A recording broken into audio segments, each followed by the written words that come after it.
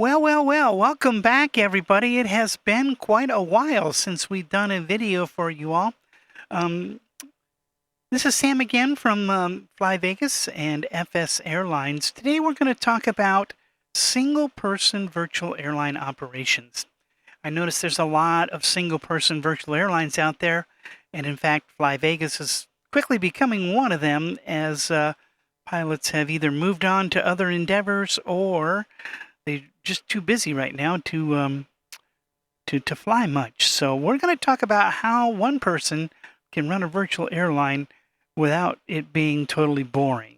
However, there is a disclaimer that airline flying is actually pretty boring unless you are really, really into it, because unlike a lot of video game situations, the real airlines do not have airliners flying wingtip to wingtip from destination to destination. They expect the crew to get their passengers and their aircraft from point A to point B without a lot of supervision. So just keep that in mind. So what we're going to talk about first is that never, ever, ever, ever should you use a real name or logo. Be original. Come up with something unique, because I guarantee you real airline company lawyers are constantly on the look on the internet doing Google searches of their company to see what pops up. And if your virtual airline happens to pop up on their searches, you can expect very soon a cease and desist letter, meaning you have to take everything you've posted on the internet about your virtual airline using that real name. You have to take it all down, or they will sue you. So be original, keep it real, and yeah, let's tell you what we're going to do is we're going to start with a brand new airline and see how we're going to go about it with just one person. Okay, we're in the FSAirlines screen. We've gone to create a new virtual airline. Of course, you can't be working for a different airline if you're going to have your own. You can start a limited airline with a gold membership. The platinum lets you feature get you into all the features. I would recommend the platinum. I mean, mine just renewed and it's like $34 US for the whole year. That's pretty cheap entertainment. So you need to come up with an airline name. I happen to know this one works because this is my test airline. So we're going to type this one in, and we're going to go MMA, not Mixed Martial Arts, Mid-Michigan Air Charters. We don't have a homepage. We're based in the United States. I would recommend we start, if there's just one of you, with the grant of $25 million, because you don't have to pay it back. If you start with the loan, zero interest, yeah, that's real enticing, but it has to be paid back in 6 weeks. That's $100 million in 6 weeks. So unless you plan on flying a lot at a real high multiplier, and we'll get into that in just a minute, yeah, you're not going to be able to make your loan payments and you're going to be broke. So let's create our new VA. We have been created. We have a starting budget of $25 million, and now we can create flight plans and buy airplanes. So we have our airline. If we notice, we're low rated because we're brand new. We're 80 out of 120. It will take 40 successful flights to bring that up to 120. We don't have a whole lot going on here. We don't have any airplanes. We don't have anything. We're brand new at this. So what we're going to do is we are going to look at different ways that one person can form a realistically viable virtual airline without it being totally out of control. So we're going to come to, we're not going to worry about logos and all that stuff. Now, the dynamic multiplier starts at like 1,000. So you'll be making like $8 or $9 million a flight. That's not very realistic. We're going to start with the recommended 25 multiplier. And we're going to, you don't have to finance by fleet. I mean, we're not going to have a big fleet, so it doesn't really matter, but we'll just check yes anyway. Advanced finances, yes, because we are platinum. Parking records by aircraft, we don't really care. Days a week, we don't care about that either. Then we just click edit. Okay, so now I am the CEO. I am the only person in this airline. Now we need to figure out what we're going to do with our airline. We have several options available for a single person VA. I would say charter services are pretty easy to do because of the charter flight program in FSAirlines. You don't really have to have a whole lot of routes. In fact, you don't even have to have any because you can just fly charter flights on demand. And we'll get into that. You can also go hunting for packages in the FSAirlines system. That takes a little patience and a lot of fishing skills sometimes because the big airlines tend to suck up most of the packages from the big cities to the big cities. So if you find a little niche area where you can get some packages, you could probably start up a little charter cargo company. Another way you could do this is to operate a small tourist seasonal-based services, such as in the wintertime, you can fly into ski resorts. That would be some challenging flying. Summertime, you can do beach destinations. Personally, I like these sports charters myself.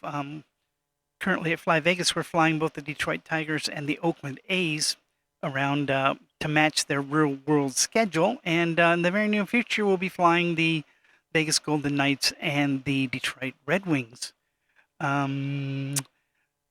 That's one way to do that is that you can just go to their real schedule, find out when they're traveling. I mean, just look at their schedule and who they're playing next, and then just in matter of flying the right airplane for the right team. There is another way you can do this as a single person. It's called using a random flight generator. One of our pilots at Las Vegas, or Fly Vegas, thank you, Jason, found this one. Fly Route Finder Web .app. You can see it up there in the little left corner. You just put in your departure, you put in your distance and your departure, and it will pop up a bunch of different flights. You can put in your minimum and maximum distance, or you can just click search to generate random flights. So that's another option.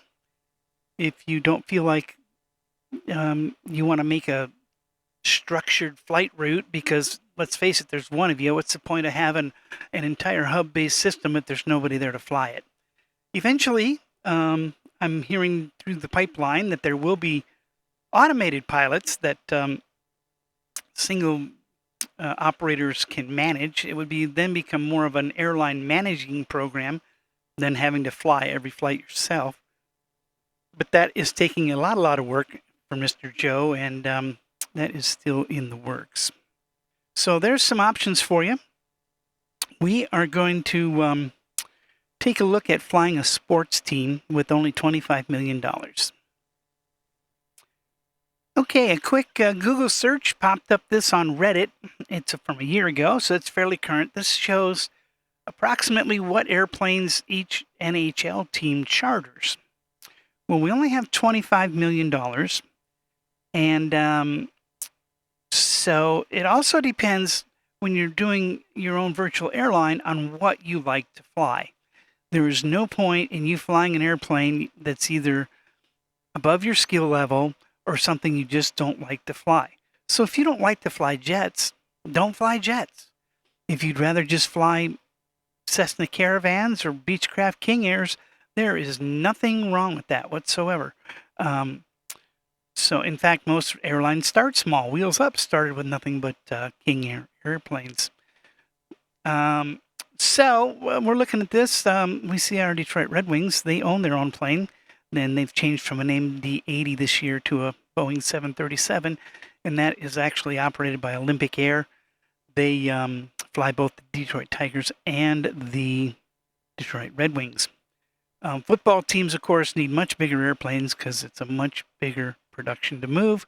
But then again, if you're going to fly a football team, how many times are they going to fly in a season, and is it going to be financially worth it for you to actually do that? Speaking of finances, let's go look at airplanes. Okay, we're back on the FSAirlines page. We're going to go to fleets. We're going to go buy lease aircraft. Now we're going to look for a used airplane first. And if we like the Boeing 737-800 to fly, for example, our Detroit Tigers, we're going to see that it's going to take almost every bit of money we have to buy one 737-800. It's not going to leave us with a lot of operating capital. So another option as a startup here is we can go to the leasings page and we can find a Boeing 737-800, I hope. Yep. Let's see, what have we got here? Here's one in Miami for $49,599 a week. Okay, we can lease that airplane for 180 days. That's 6 months. So you're looking at probably less than $2 million in expenditures for the airplane versus $22 million if you were to buy it outright. So leasing has some really good options. You can find some really good options in the lease page. Now a new airplane, if you really wanted to go that route, get ready for some sticker shock. A brand new Airbus A320neo is going to set you back $102.8 million. Okay, that is 5 times out of our budget. So as a startup and a new company by yourself, you're not going to be able to afford these expensive airplanes unless you take the 1,000 times multiplier, lease an airplane, or take even if you took the $100 million loan, that's still not going to buy you an Airbus A320neo. So your best bet is to lease one or to start with smaller aircraft and work your way up. But that is how I would go about starting my new airline.